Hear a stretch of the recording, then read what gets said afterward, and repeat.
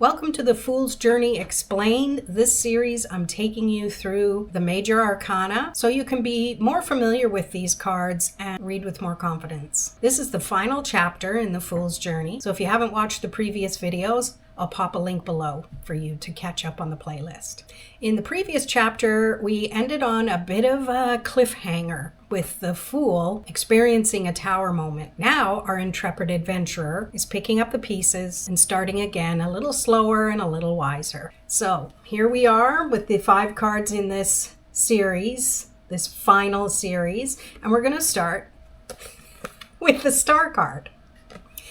So after everything the Fool has been through, they need a reason to keep going. The Star is where they can get the guidance that they need and trust and understand that they are divinely guided. It helps them trust that no matter what they go through, they're able to pick up the pieces and move on. They're able to handle anything because they've already been through a lot of trials and tribulations. So the Star represents inspiration and guidance. It's that spotlight we can follow when we're not really sure where we're going yet. It reminds us that we can navigate through anything, one step at a time.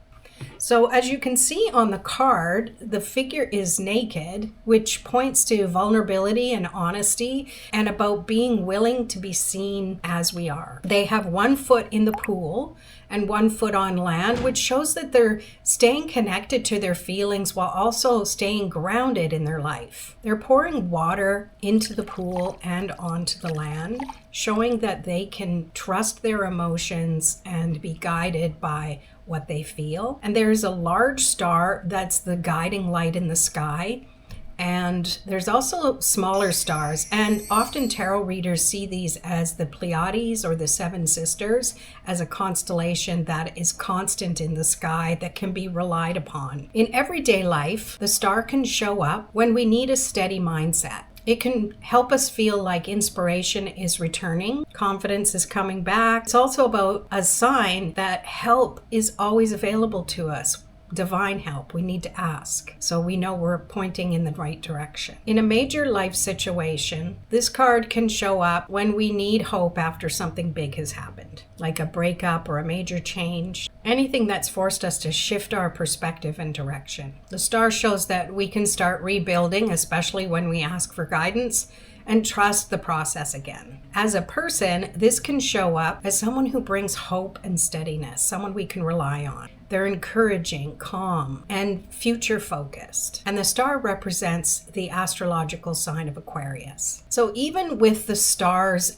guiding light, the next part of the Fool's journey still moves through a little bit of uncertainty. And that brings us to the Moon. Because the Fool is now moving without a clear direction, even though they feel like they're divinely guided. This part of the journey can still feel uncertain. The Moon is about duality and emotional turbulence, and it can show a situation where we might be pulled in 2 different directions. And when we look at the card, the crayfish is coming out of the water, and it represents that deep primal part of the Fool. This is where they might hesitate and move cautiously because they're trying to figure out how to move forward on their path between the dog and the wolf, which represent the domestic and more wild instinctual side. Now the path leads through the dogs and stretches up past the towers, which is signifying stepping into the unknown.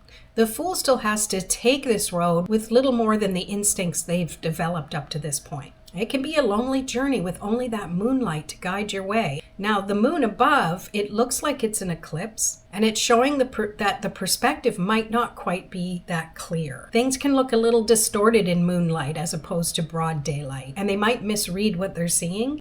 Now, in everyday life, the moon shows up when we get mixed signals or mixed emotions, like reading between the lines, trying to separate intuition from worry. It can show up when we don't get clear answers right away and we start to doubt ourselves. This is where that emotional connection to our intuition really comes into play. In a major life situation, this can signify a transition when the direction isn't clear, and emotions can be running pretty high. And we have that choice whether to stay feeling safe and in the familiar, or take that unknown path and face what's ahead, even if we're really not sure about anything. And just like the moon governs our tides, the ebb and flow, this is why often we notice our energy shifts and changes depending on the moon cycles. So as a person, the moon can show up as someone sensitive, intuitive, and kind of private. They can be easily pulled around by their feelings, especially if they're stressed. And the moon also represents the zodiac sign of Pisces. So before we continue with the Fool's Journey, I want to mention about the Tarot Spread Matchmaker. Because if you're new to tarot or you need to gain more confidence, you might wonder what questions to even ask or how to handle it when someone asks you a question and it makes you second guess your abilities. That's where my Tarot Spread Matchmaker can help. It's great if you want your readings to feel clear and more confident, even if you don't know what to ask. There's over 50 spreads, but it's not just about spreads. It helps you start thinking like a tarot reader. And the more you use it, the more independently you can play with tarot and trust what you pick up. I'll drop a link in the description. All right, back to the Fool's Journey.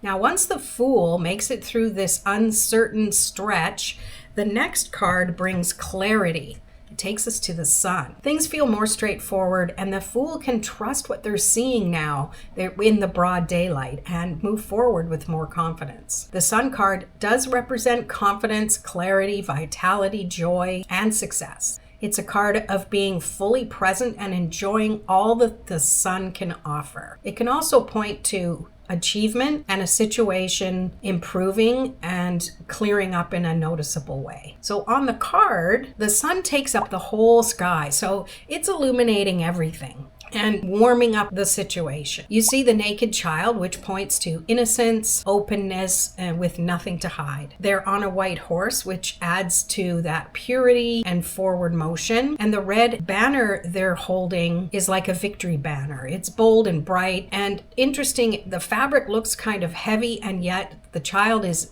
easily able to handle it. In the background, you see sunflowers, which point to cheerfulness and growth and things that are thriving. And the wall can also suggest that there's a sense of protection and safety. In everyday life, the Sun can indicate confidence, success, ease, and finally feeling fully yourself. It often points to improvements, support, and feeling open and straightforward. You feel energized. You see what's possible and you see what's working and you're actually enjoying life. A major life situation, it might show up as good news, success, a breakthrough, finally having confidence in something. So it helps us move forward. As a person, this can show up as someone who's warm, cheerful, direct, easy to get along with. They bring optimism, honesty, and momentum. And the Sun also represents the zodiac sign of Leo. So now we move on to Judgment. Because with Judgment, the Fool can't ignore things anymore. This is a call to face what's true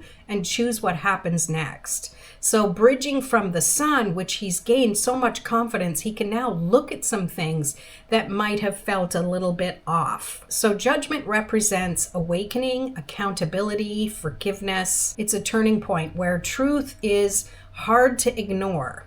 And the question is, what are you going to do with the truth? So on the card, you can see Archangel Gabriel blowing a horn, which represents the sign of things to come. It's a call that's hard to ignore. The people below are rising up, their arms lifted. It looks like they're choosing to respond. So it's about releasing, accepting, stepping into a new phase. They're all naked, so they're all vulnerable and willing to let go of their earthly possessions. And the coffins often represent what's being left behind. Something is over and something new needs to be brought to life. So in the background, you can see water and distant land and the shapes that look like mountains or clouds, depending on how you view it. It can add a sense to this bigger part of life. It's not a quick moment that passes. It's something significant to stop and pay attention to. So in everyday life, Judgment can indicate a moment of honesty. We review what's happened so far, so we can see what to change and decide what we're ready to do next. It can also point to forgiveness, closure, and a clean reset. In a major life situation, this can show up as a big turning point, a major decision, a second chance at something, a next chapter that really calls for deep commitment. As a person, this can show up as someone who helps others face what they've been avoiding. They can be direct and honest, and they tend to bring things out in the open. Once the Fool responds to that judgment call, the journey ends, and the Fool reaches their destination, which brings us to the World card. Here, the Fool reaches the end of the cycle. They've done the work. They've learned and grown and changed. Now they carry what they learned to the next phase of their life, which brings them to the next stage of the Fool, and they start a journey all over again. But let's focus on the World card. The World represents completion, integration, and wholeness. It's finishing a chapter or a book, reaching a milestone, and being ready for the next level. On the card, you see the figure inside the wreath, and the wreath shows that the cycle is complete and something has come full circle. The figure's holding 2 wands, and that can point to balance, steadiness, and having what you need to move forward. In the corners, you see the 4 figureheads. They're the same figures as on the Wheel of Fortune, without the books, which represents they've already gained the knowledge they need to fulfill their destiny. But completion doesn't mean life stops. It means the Fool moves forward to the next level.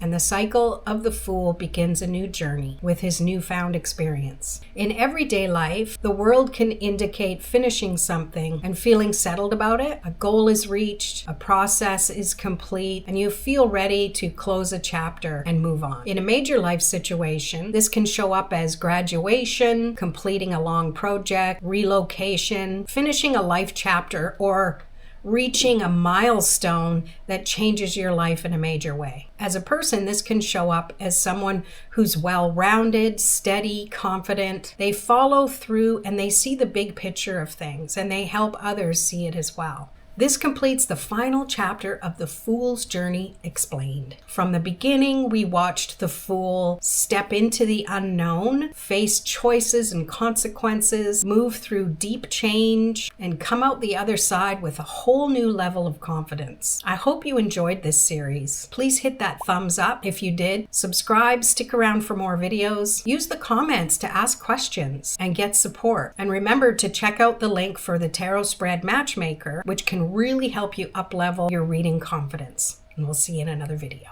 Peace.